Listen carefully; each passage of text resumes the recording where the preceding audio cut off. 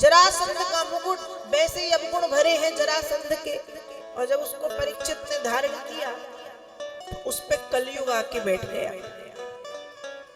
और वो मुकुट छीना गया है। जरासंध जब मारा गया तो जरासंध के पुत्र सहदेव के द्वारा भीम से कहा गया था कि हमारे पिताजी की धरोहर हमको दे दो, वापस दो, पर भीम जबरन छीन के ले आए तो छीना गया मुकुट।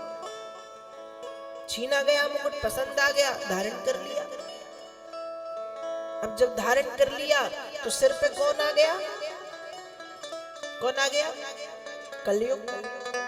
जो परीक्षित धर्मात्मा है, जो परीक्षित धर्मवान है, जो परीक्षित श्रेष्ठ आचरण करने वाले हैं, आज जब कलयुग सिर पर सवार है, परीक्षित के मन में ये भाव आया है कि हमको तो शिकार करना है, और परीक्षित शिकार करने निकल पड़े। जब परीक्षित ने शिकार किया, शिकार करने जब परीक्षित निकले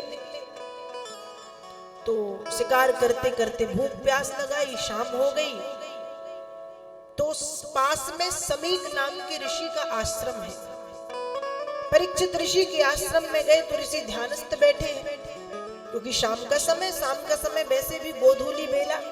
आहारम मैथुनम निद्राम स्वाध्यायश्च विशेषता, ये 4 काम वैसे भी शाम को नहीं करने चाहिए।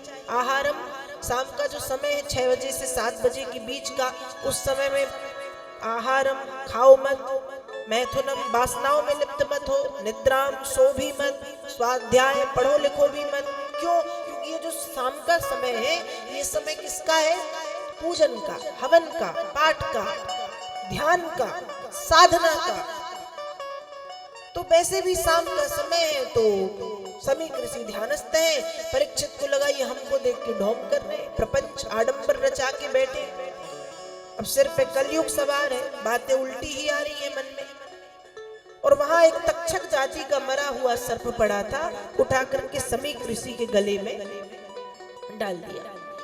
अब जैसे ही समीक ऋषि के गले में सर्प उठा करके डाला, परीक्षित सर्प डाल के वहां से चले गए। थोड़ी देर के बाद समीक ऋषि के बेटे श्रृंगी ऋषि वहां पे पधारे, और श्रृंगी ऋषि ने वहां पर आकर के जब पिता के अपमान को देखा तो श्राप परीक्षित को दे दिया। इति लंघित मर्यादम तक्षका सप्तमे हनि तंक्षयति स्म कुलांगारम चोदितो में तद्रुहम। जिस कुलांगार ने, कुल के लिए अग्नि की तरह काम करने वाले राजा ने मेरे पिता के साथ ये दुर्व्यवहार किया है, उसको मैं श्राप देता हूं कि आज से 7वें दिन यही तक्षक जाति का सर्प उनको डसेगा, और डसते ही वो राजा मारा जाएगा। श्राप मिला। किसको श्राप मिला? परीक्षित।